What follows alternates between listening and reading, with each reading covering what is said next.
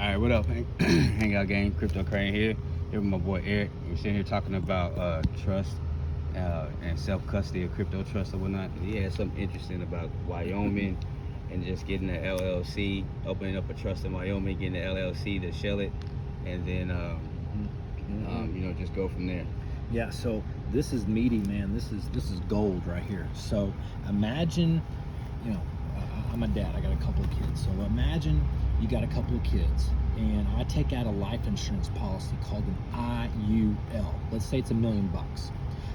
I also have a trust, and I have an LLC that the trust hired to manage the trust. Now, legally, I am the owner of the LLC, and I am also the trustee of the trust, so I can play both parts.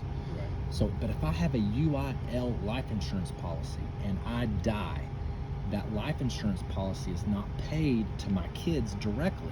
Fuck, if they did, they'd spend it anyway and blow it. Right. Instead, the life insurance policy is paid to the trust. When you die, you leave that trust and the responsibility to somebody else. Let's say your first son or your first daughter. Now that first daughter is the trustee of that trust that just made $1 million based on your death.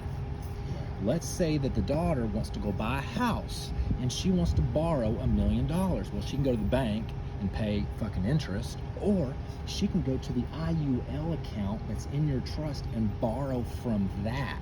When she pays that back instead of the bank, she's paying your trust back. When you pay your trust back, you are compounding your interest on top of the compounding interest that already exists on the $1 million.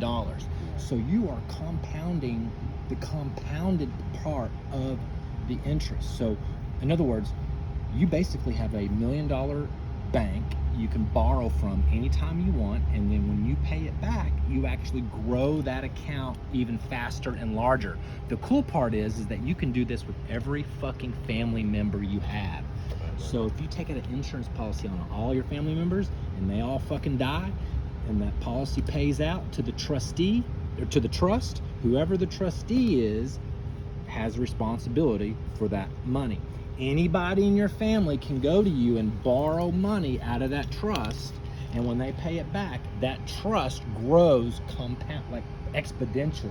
And that's how you get that wealth in the generational. That is wealth. a generational wealth. You don't need a bank. You have a family bank. Let's talk about the crypto now. You know what I'm saying? The crypto part. So we're talking about getting to open up a trust, a self-custody trust, where you can self-custody your own crypto. You be the guarantor and the trustee and the beneficiary and whatnot. Yeah. So it's an irrevocable trust. I would recommend going to Wyoming and doing it because they have the best laws for that kind of stuff. And so if you open up a trust and then you become the trustee of that trust is going to want an asset to list. You just list your fucking assets. You list your crypto, your keys, or whatever the case may be, whatever the lawyer tells you how to list it, the assets in the trust. So once they file it, it's done. It's sealed. Then that trust will hire an LLC. You have to go out and form an LLC. And you put your name on the LLC. And in Wyoming, you can be private. So you can look up any LLC in Wyoming, and there's no personal name attached to it.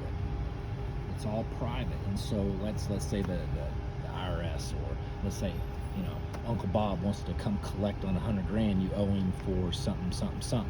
Well, there's no trace of you even having it, because if they do a search, nothing's going to come up because it's not in your name. It's in a trust name, and you have total control over that. Now, let's say you don't.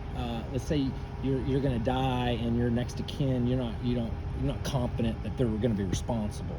And if you die, you don't want to give all your key information to some crackhead kid but he may be next in line in your family, but you still don't trust him. You can give those. You can administer that trustee to an institution, and the institution, like Merrill Lynch or somebody big or some sort of wealth development or wealth management company, they will become the custodian of your keys if you set it up that way. Otherwise, it'll be passed on to the trustee, and no government, no entity, no company, nobody can fucking get it. And that's how you're gonna protect your wealth in the crypto from the taxes and all the other kind of stuff. So yeah, be your own bank. Yep, That's the key. Free game right here. That's me. That's gold. Yeah. That's gold. It's all about behavior. And you want to do it as soon as possible before they start making laws and stuff for the IRS. to come Right. after you. Right. And once they come after you and you do it, then they're gonna look at it as you're trying to avoid them or shelter or something. Yeah, then you're in trouble. If you do it after the fact, yeah, they're gonna come after you because you're trying to hide shit. But if you do it before, well, then you do it before. Right. Nobody knows. That's meat, man. That is golden. It's all about behavior. It's all about how you treat your money and how you behave. If you just get paid and you fucking spend it on bubble gum, you'll be poor for the rest of your life. Yeah. But if you make that money and put it in your trust and then borrow from your trust, by the way, when you borrow from your trust, that's income to you. Borrowed